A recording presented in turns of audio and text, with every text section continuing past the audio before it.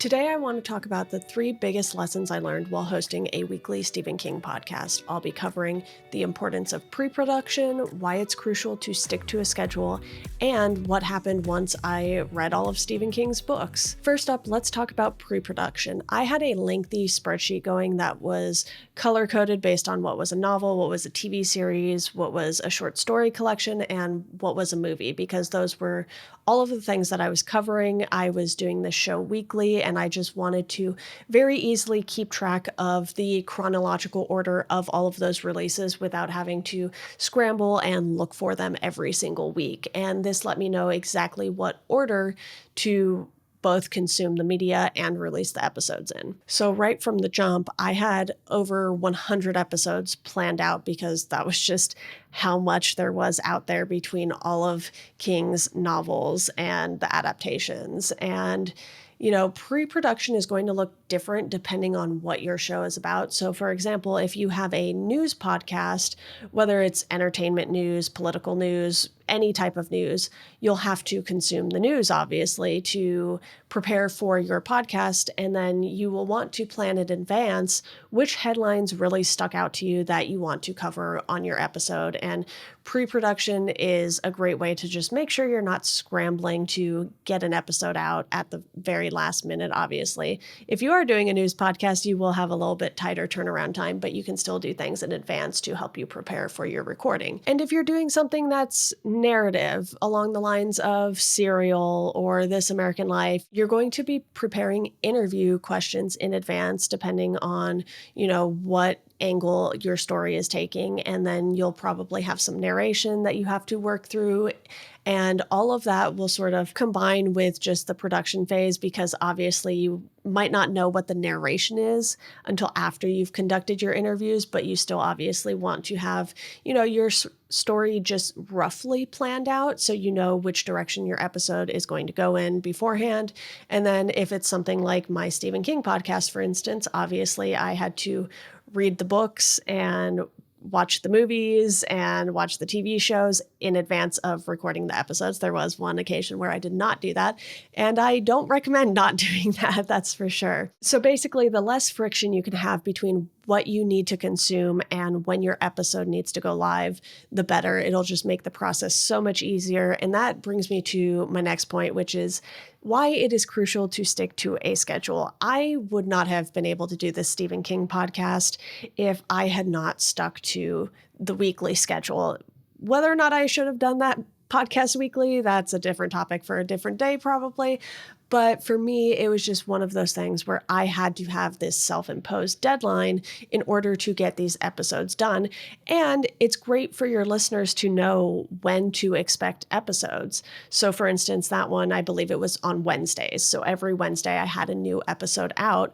So anyone who was a consistent listener, or constant listener, if you want to play on King's constant reader, they knew exactly what day of the week to expect those. And the nice thing with this is that it was evergreen content too. So just because someone didn't listen one week, they might know what was coming next because I was going in chronological order, and they knew they could expect that episode in a week or two. And one of the things for me personally I found is that if I don't have a strict posting schedule, I just won't get things done. I have to have, like I said, those self-imposed deadlines. And I've noticed with clients that I've worked with, if they don't get on a schedule, it does become a lot harder for them to consistently get episodes out, even if, they want to get something out weekly, but not necessarily on the same day. I have found that often does not happen. So I highly, highly recommend just picking a day of the week, look into which day might be best to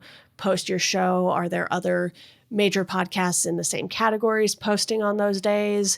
You probably don't want to post on Fridays, for instance. So really just, set yourself up with a schedule that you can stick to. And it doesn't have to be weekly. This podcast, for instance, is every other week, but it's still a strict schedule. And honestly, I would have taken so much longer to get through King's books if I was not on a weekly schedule for this podcast. So for me, it was just something that I really needed in order to accomplish the goal that I wanted to accomplish, which was to read all of Stephen King's novels. And I just figured sprinkling in the TV shows and movies would make it so that I wasn't doing an entire book every single week, because that would have been, I think, a more stressful schedule somehow. It's a lot easier to watch a 2-hour movie than it is to read an 1,100-page book in a week, right?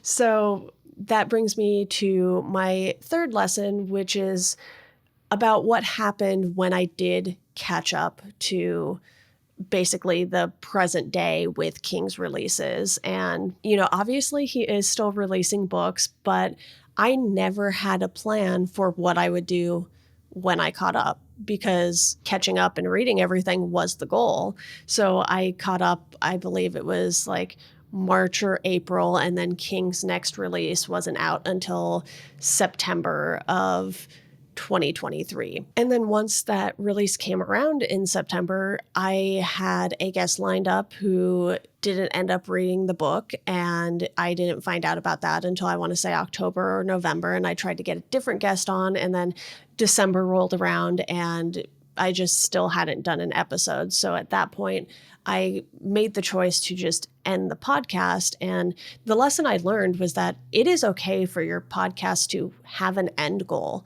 because I was really a one-person team. I was doing pre-production, I was doing the recording, I was doing the editing. I was not doing a very good job of promoting the podcast. And I really just felt like it was going to be too hard for me to try to come up with other ideas, since I had accomplished the goal that I set out. I read all of King's novels. The point here is that it is okay to end your podcast when you feel like either you have run out of ideas, or if you just had a set goal in mind and you're like, hey, this is only going to be 12 episodes, for instance. Mine ran much longer than that, but whatever the length is whatever the length is. You don't have to feel like you have to force yourself to keep something going when you don't really know what you want it to be. And that was a big thing that I learned, because I had been struggling with ending my other podcast, Welcome to Geekdom, and then trying to, keep this one going and it just not working. And ultimately, it was just better for me to end the podcast. Sure, King is still releasing books and there's still adaptations, but honestly, after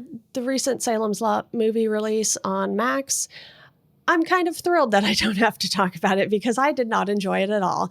And I think the big thing for me is to just find a podcast to do that I enjoy doing, which is now a podcast about podcasts, which for anyone who knows me, that probably tracks pretty well.